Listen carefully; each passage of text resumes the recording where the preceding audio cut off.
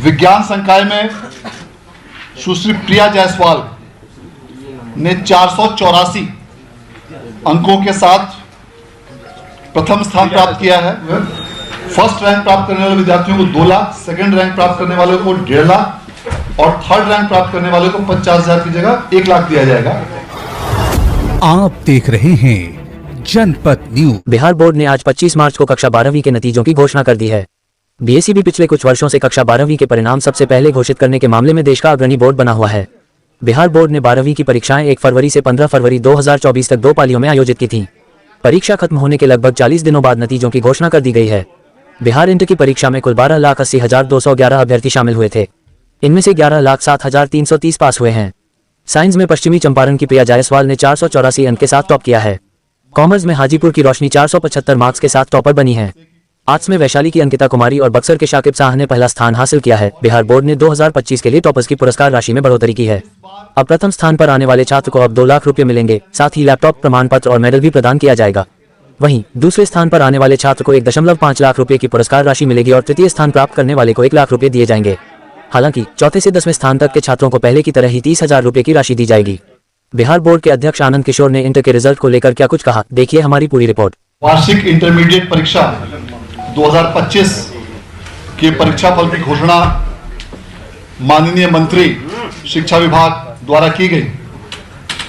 आज जारी किए गए इस परीक्षा फल के अनुसार कुल 12,80,211 विद्यार्थी जो वार्षिक इंटरमीडिएट परीक्षा 2025 में सम्मिलित हुए थे, उसमें से कुल 11,07,330 विद्यार्थियों ने उत्तीर्णता हासिल की है, जो कुल संख्या का 86.5% है। संकायवार आर्ट्स में कुल 82.75% विद्यार्थियों ने उत्तीर्णता हासिल की है।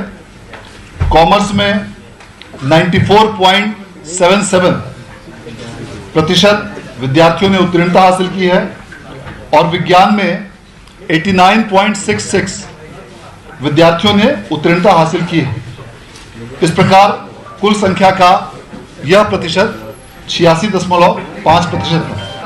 कला संकाय में संयुक्त रूप से अंकिता कुमारी जो राजकीयकृत बीएन उच्च विद्यालय सेहन वैशाली की छात्रा हैं और शाकिब शाह जो +2 उच्च विद्यालय कोरनसराय बक्सर के छात्र हैं, इन दोनों ने 473 अंक अर्थात 94.6% अंकों के साथ प्रथम स्थान प्राप्त किया है।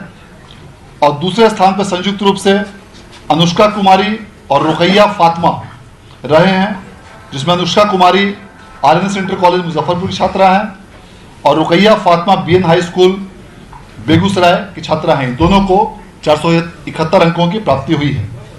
और तृतीय स्थान पर 3 विद्यार्थी संयुक्त रूप से आरती कुमारी, सानिया कुमारी और अंकित कुमार रहे हैं और इन सबों को 470 अंक अर्थात 94% अंकों की प्राप्ति हुई है। इस वर्ष जारी किए गए परीक्षा फल के अनुसार लगातार 7वें वर्ष बिहार बोर्ड द्वारा मार्च माह में ही इंटरमीडिएट परीक्षा का परीक्षा फल जारी किया गया है, जो पूरे देश में सबसे पहले जारी किया गया है। इसके साथ साथ कई प्रकार के ऐसी व्यवस्थाएं इस बार की परीक्षा में की गई हैं, जिसके कारण से परीक्षा फल को बहुत ही तीव्र गति से उच्च गुणवत्ता के साथ जारी किया गया है।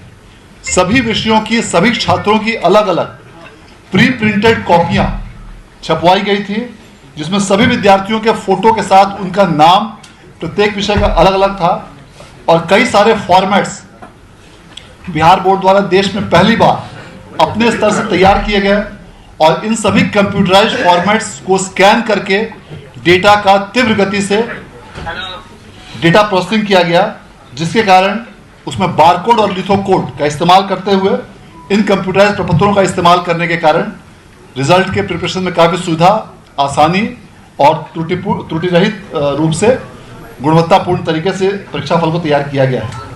इस बार बिहार बोर्ड द्वारा टॉपरों को दी जाने वाली राशि को दुगना कर दिया गया है।